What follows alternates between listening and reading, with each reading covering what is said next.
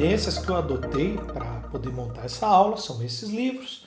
Claro que pontualmente tem uma coisinha de um livro aqui ou acolá, né? Mas os principais livros que eu utilizei foram esses. Seguinte, introdução ao sistema endócrino. Quando a gente fala assim, sistema endócrino, já tem que ficar isso bem gravado na cabeça de vocês, que nós estamos falando de uma comunicação endócrina. Então, sistema endócrino, na sua cabeça tem que vir comunicação endócrina. O que é uma comunicação endócrina? É isso aqui, ó. Uma célula produz uma substância e secreta essa substância na corrente sanguínea. Essa célula que produziu a substância é chamada de célula endócrina. Via a corrente sanguínea, essa substância se espalha por todo o corpo, mas vai agir nas chamadas células-alvos. Por que não agem em todas as células? Porque não são todas as células que vai ter receptor para essa determinada substância, para esse hormônio. Então, essas células-alvos têm que ter receptor. E aí um detalhe, se for secretado na corrente sanguínea 10 substâncias, por exemplo, geralmente, para cada substância é um tipo de receptor. São receptores diferentes. Então, cada substância vai ter um local de ação. Tá? E às vezes também pode acontecer de uma substância agir em vários locais. Como isso? Porque tem receptores em vários locais para aquela substância. Mas o que eu quero chamar a atenção é o seguinte: hormônio geralmente é específico para determinados locais onde a célula expressa o receptor para poder receber aquele hormônio. Então, mais uma vez, para deixar claro, comunicação endócrina, sempre nós estamos falando de corrente sanguínea. E aí pode ouvir o termo, né, neuroendócrina, comunicação neuroendócrina. O que é a comunicação neuroendócrina? É quando a célula endócrina é um neurônio. Mas o princípio é o mesmo. Libera na corrente sanguínea e vai agir em células-alvos que estão distantes. Legal. Vamos dar então um conceito de hormônio. Hormônio é uma substância química produzida e secretada para a corrente sanguínea por uma glândula ou célula especializada. Tem que ser corrente sanguínea. Para ser hormônio tem que cair na corrente sanguínea. Transportada pelo sangue até um órgão-alvo, e esse hormônio influencia a função do órgão-alvo, influencia o funcionamento desse órgão-alvo. Aqui cabem duas observações. Primeira observação: as células-alvo possuem receptor para o hormônio, senão o hormônio não consegue atuar. Segunda observação: hormônios não fornecem energia para células-alvos. Quem fornece energia para a célula-alvo é substrato, o substrato alimentar, os carboidratos, as gorduras, as proteínas, para a célula poder sintetizar o ATP. O hormônio não fornece energia. Tá? O hormônio vai alterar, vai influenciar o funcionamento da célula, mas energia vem lá de substrato e nós vamos ter uma aula a respeito disso. Classificação dos hormônios. Nós podemos classificar os hormônios de duas formas. Primeira forma, quanto à estrutura. Quanto à estrutura, ele pode ser um hormônio proteico, ou peptídico, tanto faz. Hormônios formados por aminoácidos, que tem na sua estrutura aminoácidos. E esses hormônios têm uma característica importante. Eles são hidrossolúveis, solúveis em água. Pode ser esteroides. Esteroide significa que na molécula do hormônio tem colesterol. Ora, colesterol, gordura. Portanto, os hormônios esteroides são lipossolúveis, solúveis em gordura. Gordura mistura com gordura, mas gordura não mistura com água. Então, eles são lipossolúveis, os esteroides. E os peptídeos são hidrossolúveis, mas não se misturam com gorduras. E os hormônios derivados da tirosina. Então, quanto à estrutura, 3 tipos de hormônios. Quanto à função, os hormônios podem ser catabólicos e anabólicos. Catabolismo, metabolismo é o conjunto de reações químicas de um corpo. Essas reações químicas podem sintetizar substâncias maiores, pegar substâncias menores, unir para sintetizar substâncias maiores. Eu chamo isso de anabolismo. Por exemplo, várias moléculas de glicose em conjunto formam o que a gente chama de glicogênio. Glicogênio grandão, glicose, os tijolinhos pequenos. Catabolismo é o contrário, é a quebra.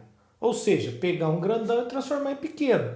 Quando se quebra o glicogênio hepático, por exemplo, formam-se moléculas de glicose, são os tijolinhos. Se a gente pensar numa parede, glicogênio é a parede, os tijolinhos são as moléculas de glicose. Então, quanto à função, o hormônio pode ser catabólico ou anabólico. Cuidado com esse ou, tá? E ou, porque um hormônio ele pode ser catabólico e anabólico ao mesmo tempo, só que em locais diferentes. Por exemplo, a testosterona, um hormônio masculino. A testosterona ela é anabólica no tecido muscular. Ela aumenta o tecido muscular, favorece a deposição de proteína nos músculos. E ela é catabólica no tecido adiposo, ou seja, ela faz a lipólise, lise, quebra gordura. Por isso que o homem, né, o sexo masculino, ele tem uma tendência a ter maior massa muscular e menor deposição de gordura em relação às mulheres. Tá? A presença da testosterona. Então você vê, a testosterona é catabólica num lugar, gordura, e anabólica em outro tecido muscular. E as glândulas? As glândulas também têm uma classificação. Aqui nessa imagem eu trouxe uma série de glândulas, né? Bom, as glândulas elas podem ser classificadas como exócrinas, endócrinas e mistas. Exócrinas, que lançam o seu conteúdo para fora do corpo ou no canal alimentar. Não vamos esquecer lá da aula dos fundamentos da fisiologia, que nós comentamos que o canal alimentar ainda é tido como, não é meio interno, que meio interno é quando essas substâncias são absorvidas e caem na corrente sanguínea. Então, por exemplo, a glândula salivar é uma glândula exócrina. Por quê? Porque se fica cuspindo? Não, porque ela lança no canal alimentar. A maioria da saliva você engole. Lança no canal alimentar, portanto ela é exócrina, exo, fora.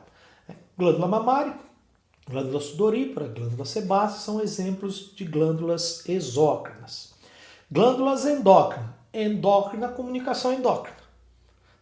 Tem que lançar o conteúdo aonde? Na corrente sanguínea. Como exemplo aí, o hipotálamo, a hipófise, ó, o hipotálamo lá do sistema nervoso. Lembra que eu comentei com você que ele tem uma ação lá no sistema nervoso autonômico, né? Nós deixamos claro, mas tem também uma ação na adenipófise, né? Nós vamos trabalhar bastante essa ação dele na adenipófise, né? Mas para isso ele lança o conteúdo na corrente sanguínea.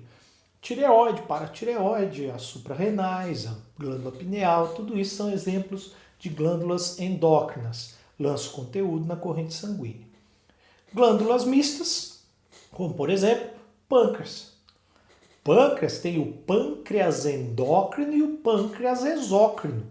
O pâncreas exócrino lança o conteúdo no intestino delgado. Isso vai ficar bem claro nas aulas de digestão.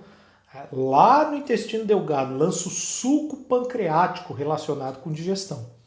O pâncreas endócrino lança o seu conteúdo na corrente sanguínea. Insulina, glucagon, cai na corrente sanguínea. Então o pâncreas tem uma parte exócrina e uma parte endócrina. Portanto, ele é uma glândula mista. Assim como o ovário, tem a parte endócrina, progesterona, estrógeno, corrente sanguínea, e o óvulo secundário, né, lançado para ser captado nas fímbrias, né, na tuba uterina. E os testículos, parte endócrina é a testosterona, parte exócrina são os espermatozoides. Tá? Então, é assim que as glândulas são classificadas. Um aspecto importante para você já ter em mente, ainda como introdução do sistema endócrino, é esse aqui: mecanismo de ação hormonal. Basicamente, um hormônio ele pode atuar de duas formas. A primeira forma, a gente fala que o hormônio, então está aqui a corrente sanguínea, está aqui o hormônio, essas três bolinhas cinza representando o hormônio. Ele vai se ligar a um receptor, mas esse receptor está na membrana plasmática. Então, a primeira forma é o hormônio atuando em receptores na membrana plasmática. Os hormônios hidrossolúveis, ou seja, os hormônios proteicos, agem assim. Ah, mas ele não entra na célula? Não, não entra na célula. É muito grande, é proteína. A célula, né, tem a membrana plasmática, é bicamada lipídica. Se é bicamada lipídica e esse hormônio é hidrossolúvel, ele é solúvel em água, não é em gordura. Então ele não consegue atravessar a bicamada lipídica. Portanto, mas tá, professor, se ele não entra na célula, como é que ele passa a mensagem para dentro da célula? Olha lá, o receptor está acoplado a um sistema, aqui no caso é a proteína G. Né? Então quando esse receptor se liga, quando esse hormônio, desculpa, se liga a esse receptor, ativa a proteína G. A proteína G é uma proteína com 3 subunidades. Uma dessas subunidades, subunidade alfa, vai ativar a adenilato ciclase. Isso só acontece porque o hormônio se ligou no receptor e ativou a proteína G. Proteína G ativa a adenilato ciclase. Adenilato ciclase quebra o ATP em AMP cíclico. O AMP cíclico é a molécula chamada de segundo mensageiro. Segundo mensageiro por quê? É essa molécula que vai passar a mensagem do hormônio para dentro da célula. Então você vê, o hormônio fica lá fora.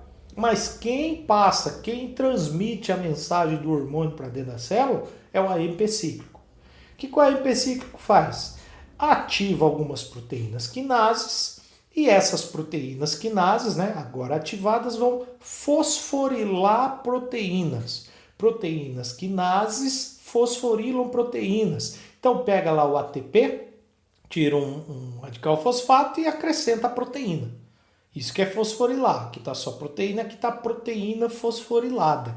E essas proteínas fosforiladas é que vai produzir a resposta fisiológica que o hormônio quer, que o hormônio induz. Então você vê, hormônios que atuam em receptor de membrana, precisa ativar um segundo mensageiro.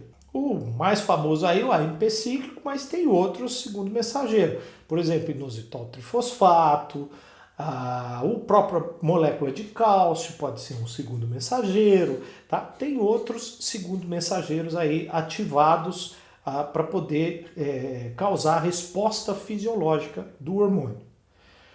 A segunda forma de atuação é essa aqui. Ó. O hormônio é o verdinho. Esses hormônios aqui, nota que o verdinho ele atravessa a membrana plasmática. Se atravessa a membrana plasmática é bicamada lipídica. Opa, gordura. Gordura só interage com gordura. Então esses hormônios são hormônios lipossolúveis. Então os hormônios lipossolúveis, ou seja, aqueles que têm colesterol na sua molécula, os receptores para esses hormônios estão ou no citoplasma ou às vezes no núcleo. Né? Então, olha lá, receptor, hormônio hidrossolúvel, o receptor está na membrana. Receptor lipossolúvel está no citoplasma ou no núcleo. Por quê? Porque esses hormônios conseguem atravessar a bicamada lipídica. E aqui um detalhe. Se esses hormônios que atravessam a bicamada lipídica são lipossolúveis, como que eles são transportados na corrente sanguínea? Porque nós vimos que a corrente sanguínea, né, sangue é plasma mais células e a grande componente do plasma é água e gordura não mistura com água. Quando você vai fazer aquele macarrão, não é miojo não, miojo não é macarrão. Macarrão de verdade, você coloca água, coloca o azeite boia. Azeite não mistura com a água, gordura não mistura com água. Como que então se transporta gordura na corrente sanguínea? Se o principal elemento é água, opa, aí tem proteínas transportadoras, azulzinho aqui, que faz o transporte desse hormônio. Né? E aí deixa o hormônio lá nas células, esse hormônio atravessa a bicamada, aqui no caso o hormônio está se ligando no receptor, e esse complexo hormônio-receptor, aqui no caso se encontra no núcleo, mas poderia se encontrar no citoplasma, e o complexo hormônio-receptor vai alterar a transcrição gênica, ou seja, vai alterar a expressão gênica. E aí, se altera a expressão, como é que o DNA se expressa? Lá das nossas aulas de fundamentos, se expressa formando uma molécula de RNA. RNA vai ser então traduzido, né, para formar uma nova proteína. E é essa nova proteína é que vai executar as atividades daquele hormônio. Tá? Então você vê duas formas diferentes de atuar. Uma atua em receptor de membrana, ativando a maquinaria intracelular via segundo mensageiro. A outra forma atravessa a membrana plasmática e atua diretamente no DNA. Por isso, não sei se você já ouviu falar, né? Hormônios esteroides. Hormônios esteroides têm uma relação grande com câncer. Sim, verdade. Por exemplo, a mulher que tem histórico familiar de câncer na glândula mamária é contraindicado fazer uso de pílulas anticoncepcionais. Por quê? Porque as pílulas anticoncepcionais têm hormônios esteroides, progesterona, estrógeno. Se ela tiver a maquinaria genética, né, tiver o DNA propenso a formar câncer e tiver um estímulo de hormônios esteroides, pode aumentar a chance dessa mulher vir a desenvolver um câncer de mama. Aí, o hormônio esteroide atua diretamente no DNA. Homens que têm histórico familiar de câncer de próstata, é contraindicada a reposição de testosterona. Testosterona, hormônio esteroide. O hormônio esteroide pode ativar os genes que estão lá adormecidos, causadores do câncer. Atua diretamente no DNA. Nós falamos aqui, atua em receptor de membrana, os hormônios proteicos, atuam em receptores no citoplasma ou no núcleo, os hormônios esteroides. E os hormônios derivados da tirosina? Os derivados da tirosina são 4.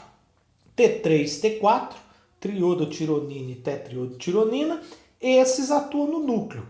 O receptor para eles está no núcleo, ou seja, atravessa a bicamada lipídica. E adrenalina e noradrenalina, adrenalina e noradrenalina, né, as catecolaminas, atuam em receptores de membrana, mas também são derivados da tirosina. Esta aula termina aqui, mas o aprendizado continua.